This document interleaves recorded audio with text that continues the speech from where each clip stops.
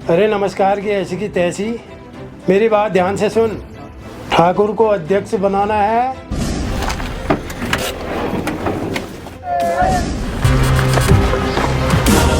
अबे चुप। कौन सा विकास? जितना पैसा पहले हमने लगा रखा उसको वसूल करेंगे पहले, फिर होगा क्षेत्र का विकास, गांव का विकास।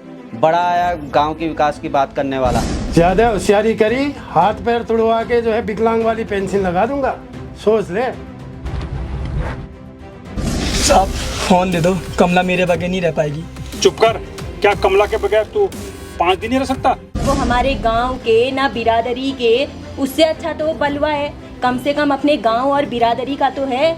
भले ही वो शराब बांटे पिलाए कुछ करे, हम तो वोट उसी को देंगे।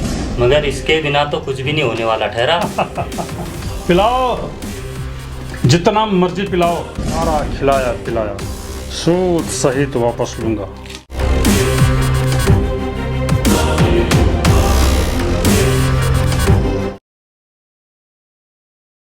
नमस्कार।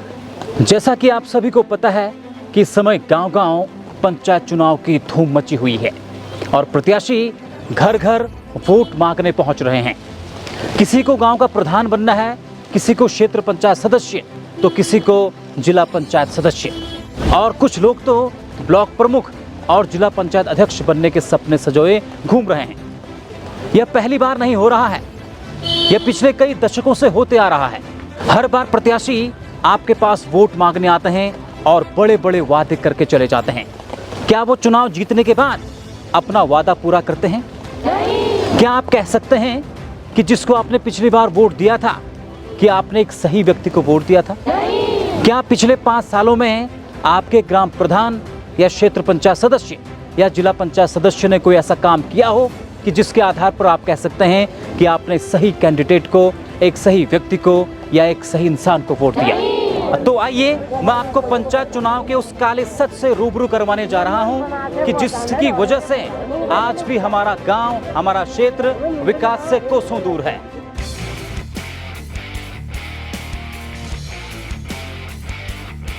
भारत को गांव का देश कहा जाता है और गांव के विकास के बिना यदि हम विकसित भारत की कल्पना करें तो यह एक भ्रम या बहुत बड़ी गलतफहमी होगी। गांव के विकास के लिए ही पंचायत चुनाव करवाए जाते हैं। ऐसे में पंचायत चुनाव को यदि लोकतंत्र की रीढ़ की हड्डी कहा जाए तो यह अतिशयोक्ति नहीं होगी। पंचायत चुनाव कराने के पीछे जो मकसद था वो था गांव का सर्वांगीण विकास, गांव में आपसी भाईचारा, गांव की मूलभूत समस्याओं का निराकरण कर गांव को समृद्ध बनाना, गरीब तबके को मुख्य धारा में लाना। लेकिन सवाल ये है कि इसका स्वरूप जिस सोच के साथ रचा गया था, क्या आज भी इसका वही स्वरूप है? अगर है तो फिर ये क्यों?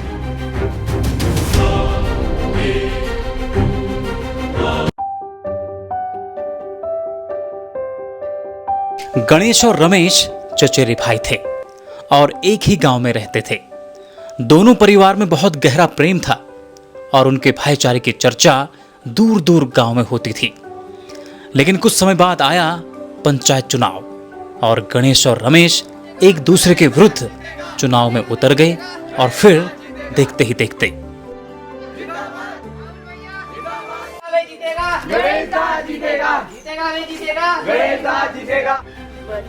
राहुल भैया जिंदाबाद, राहुल भैया जिंदाबाद, राहुल भैया जिंदाबाद, राहुल भैया जिंदाबाद, 1 2 3 4 राहुल भैया जय जयकार, राहुल भैया जीतेंगे, जीतेंगे, जीतेंगे।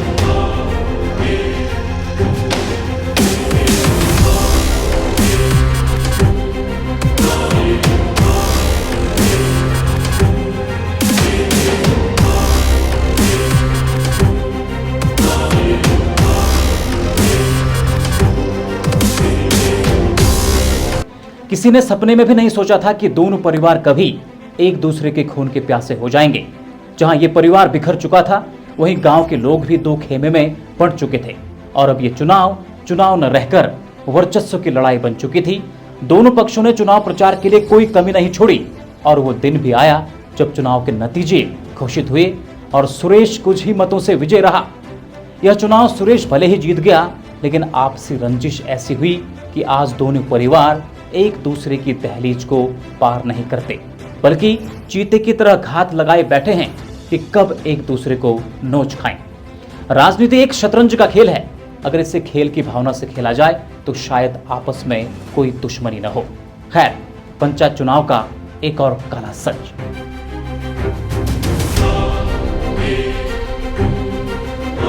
जी हां, धनबल। आपने अक्सर इसका जिक्र चर्चाओं में सुना होगा कि जिसके पास पैसा होगा वही जीतेगा, चाहे वो योग्य हो या नहीं। और धनबल का प्रयोग चुनाव प्रचार के पहले दिन से शुरू हो जाता है और यह मतदान के एक दिन पहले, जिसे कुछ लोग कयामत की रात भी कहते हैं, तब तक चलता रहता है। हाँ सर, कल हमें भीड़ चाहिए। कितने आदमी की चाहिए? हाँ 500,000 चाहिए हमें। नेताजी तो 300 में मान ही रहे हैं, 500 बोल रहे हैं। नहीं 500 में ले आओ उनको, 500 में ले आओ उनको, खिलाओ पिलाओ और इनको भी लगे कि एक दिन के लिए हम भी राजा हैं। ठीक है नेताजी, ठीक है ठीक है। बांटो, इतना पैसा बांटो कि हर मतदाता आए और हमारे ही चुनाव चिन्ह पर मुहर लगाए। नेताजी, मगर इसके बिना तो कुछ भी नहीं होने वाला ठहरा। पिलाओ, जितना मर्जी पिलाओ, भले ही लड़खड़ाते हुए आए और हमारे ही चुनाव चिन्ह पर मुहर लगाए। लेकिन याद रहे, अगर हार गए तो सारा खिलाया पिलाया सूद सहित वापस लूंगा। और इस तरह धनबल और बाहुबल से एक अयोग्य उम्मीदवार चुनाव जीत जाता है और उसके बाद स्वयं के विकास की दौड़ में शामिल हो जाता है और गांव का विकास कहीं दूर हाशिए पर नजर आता है। कैंसर नामक रोग से तो आप भली भांति परिचित होंगे ही, लेकिन इससे भी खतरनाक एक बीमारी है जिससे आज भी हमारा गांव और समाज ग्रसित है। उस बीमारी का नाम है जातिवाद और क्षेत्रवाद। अगर हमारे सारे ब्राह्मण वोट मुझे मिल जाएं तो मैं जीत जाऊंगा। अगर सारे ठाकुर वोट मुझे मिल जाएं तो मेरी जीत पक्की। अगर मेरे सारे दलित भाया लोग मुझे वोट दे देंगे तो मेरी जीत पक्की हुई। दीदी नमस्ते। नमस्ते भैया। क्या हो रहे हैं, हाल चाल है? बस बढ़िया। इस बार किसको दे रहे हो फिर आप अपना वोट है? तू बता, तू किसको दे रहा है? अरे दीदी, मैं तो सोच रहा था वो मल्ले गांव के गिरीशदा उठे हैं ना, उनको अपना वोट दूं। पता है आपको, एक तो पढ़े लिखे हैं, ऊपर से समझदार हैं और गांव में सभी के साथ उनका अच्छा व्यवहार है। और सबसे अच्छी बात उनमें ये है, वो कोई नशा नहीं करते हैं। कम से कम उनके आने से गांव में कुछ तो विकास होगा। बड़ा आया उनको वोट देने वाला, ना वो हमारे गांव के ना बिरादरी के। उससे अच्छा तो वो बलवा है, कम से कम अपने गांव और बिरादरी का तो है। भले ही वो शराब बांटे पिलाए कुछ करे, हम तो वोट उसी को देंगे। तुम जी ठीक लागছে, उसे दिया वोट। देखा आपने, ये लोग वोट देते समय योग्यता को दरकिनार कर जातिवाद और क्षेत्रवाद को ऊपर रखते हैं। जब योग्य उम्मीदवार चुनकर ही नहीं आएंगे तो फिर गांव का विकास कैसे होगा? जब तक लोग जातिवाद और क्षेत्रवाद से उठकर समाज हित में वोट नहीं करेंगे, क्षेत्र का विकास नामुमकिन है। जैसे हर फिल्म का एक क्लाइमैक्स होता है, उसी तरह पंचायत चुनाव का भी एक क्लाइमैक्स है, खरीद फरोख्त।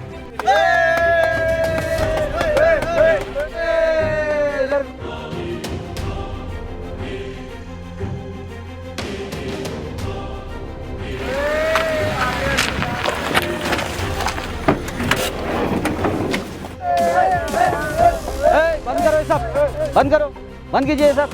असली खेल तो अब शुरू होगा। गाड़ी में डालो इनको सबको, गाड़ी में डालो।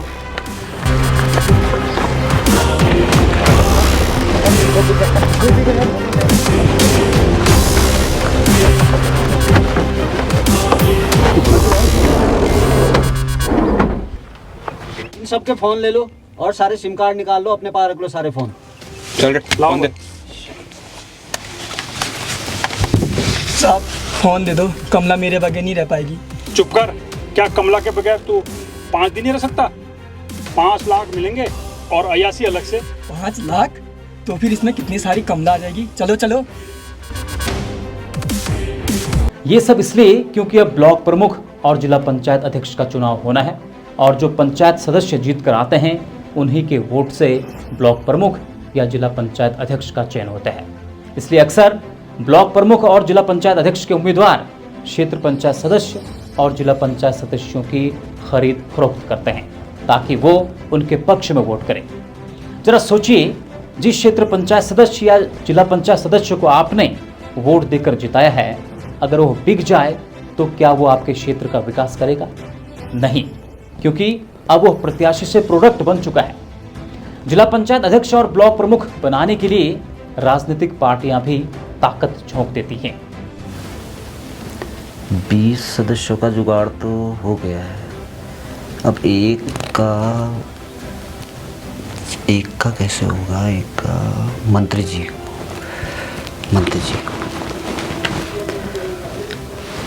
नमस्कार मंत्री जी। नमस्कार नमस्कार। मंत्री जी, वो 20 सदस्यों का तो हो गया था, अब एक सदस्य का थोड़ा सा रह गया था, आप देख लेते मंत्री जी थोड़ा सा। जरूर जरूर, मैं करता हूँ कुछ। वो लल्लन कहाँ है? लल्लन वो तो फ़ोन ही नहीं उठा रहे सर। मैं करता हूँ, बात करता हूँ। हाँ सर, देख लीजिए सर, थोड़ा आपका आशीर्वाद सर, देख लीजिएगा। हाँ भाई, लल्लन कहाँ है? मुझे पता है तू कहाँ है। मंत्री जी नमस्कार। अरे नमस्कार की ऐसी की तैसी, मेरी बात ध्यान से सुन। ठाकुर को अध्यक्ष बनाना है और तुम्हारा वोट चाहिए वहाँ पे। 5 लाख रुपए दिला दूंगा। 5 लाख रुपए? लेकिन मंत्री जी मैं तो ज़्यादा होशियारी करी, हाथ पैर तुड़वा के जो है विकलांग वाली पेंशन लगा दूंगा, सोच ले।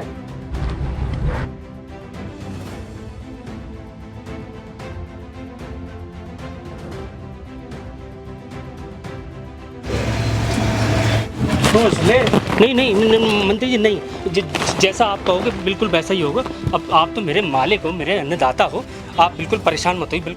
आखिरकार बन ही गए अध्यक्ष फिर। चलो कम से कम इस बार तो होगा गांव का विकास। अबे चुप, कौन सा विकास? जितना पैसा पहले हमने लगा रखा उसको वसूल करेंगे पहले, फिर होगा क्षेत्र का विकास, गांव का विकास। बड़ा आया गांव के विकास की बात करने वाला, समझा? हेलो, अरे धन्यवाद सर, धन्यवाद। क्या हाल चाल है? Thank you so much. तो देखा आपने, जिस पंचायत चुनाव का उद्देश्य गांव और क्षेत्र का विकास था, उसका किस तरह स्वरूप ही बदल गया।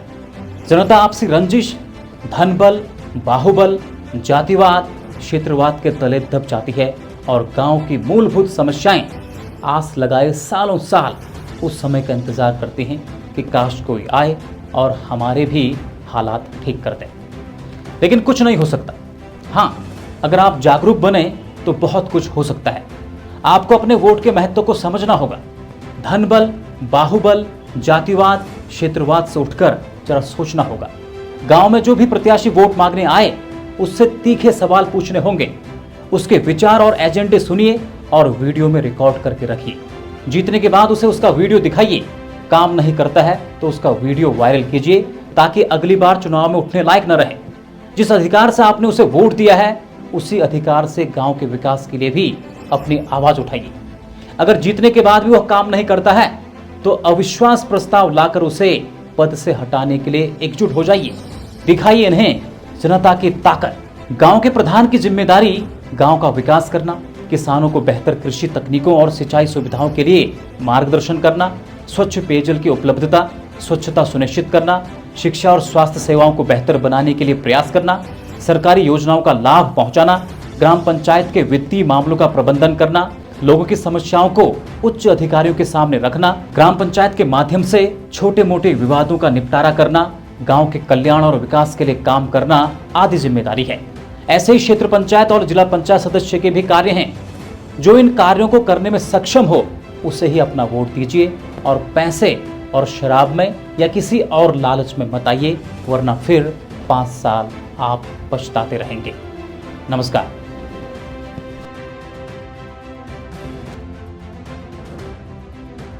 खबरों में बने रहने के लिए न्यूज़ PTS टीवी को सब्सक्राइब करें और बेल आइकन दबाएं और साथ ही फेसबुक पर न्यूज़ PTS टीवी पेज को लाइक या फॉलो करें।